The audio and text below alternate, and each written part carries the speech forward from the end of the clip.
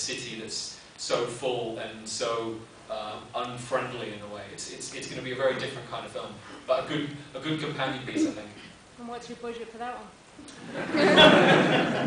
50 million. Hopefully 15, maybe 15 million, 15 to 20, 25 is what I'm hoping, but I don't have the money yet, so I'll have to see if I can find a way to raise it first. Can you tell us why you chose the name Base Sarang? Yeah, absolutely. It's Korean, and it means love, and the incredibly painful long-distance relationship I was having at the time was with a Korean woman. So it was me getting all romantic. Are you still together?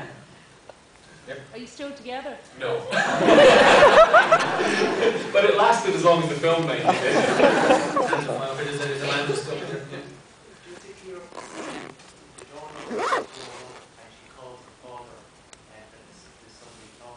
Yeah.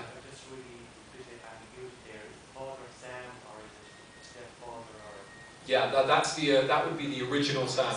And just in case you're wondering, the girl that you're seeing at the beginning of the film with the flashes is also the daughter. It's the same girl. It's Kaya, who Eve. It's the character Eve. But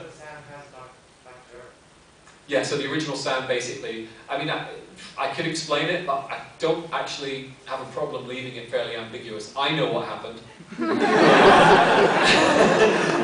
And as long as you're comfortable that it works as a film, then I don't mind leaving that ambiguity. Does anyone answer the next question? Yeah, that's kind of the same question, but did you know from the beginning that they were both clones? Because that kind of makes it more interesting. First you're trying to figure out who is the real one and who is the clone. Yeah. And whose side are you going to be on because of absolutely. No, they're always, when they're both clones. They're always designed to be kind both of clones. raises the level. Yeah, so well, I mean, I just think it's an interesting question that what are, it's funny. Some audiences really have a problem with the whole idea of clones, and they think, oh, well, they're not people. They don't have souls. They're not.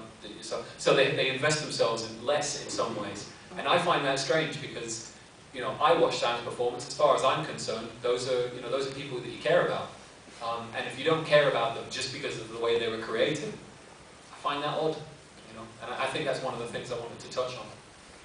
And you mentioned earlier that you wrote the script exclusively for Sam Rockwell. Yeah. Is there any other actors that you'd be willing to write a script for?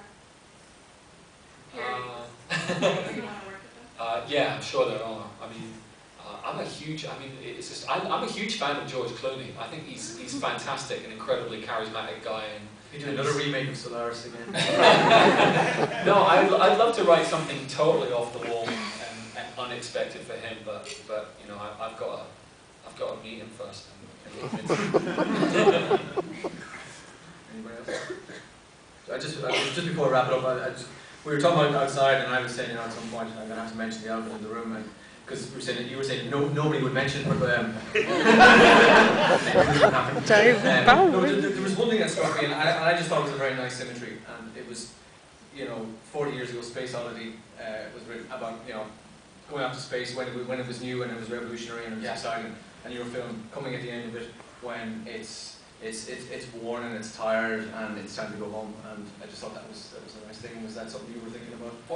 Well, it wasn't what I was thinking about, to be honest. I really wasn't thinking about anything my dad had done when I was making the film. I was in the zone just thinking about what I was interested in and wanting to work with Sam and wanting to make a film that felt like the old films that we loved.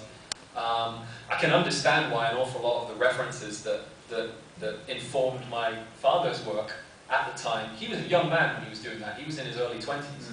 I'm obviously not. I'm older. And so when I was writing it, I was coming at it from a very different perspective.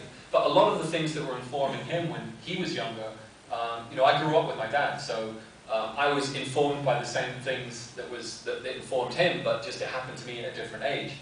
So I was very young when I saw Clockwork Orange in 2001, and a lot of the films that he was watching. So it kind of affected me in a different way. But I certainly understand that there is a similar pool of references. It's just, I think, because of our ages and when we wrote our respective projects, and also the ages that those things influenced us in the first place, we come at it from a very different angle. Okay. I think we have to leave it there. Ladies and gentlemen, Duncan Jones.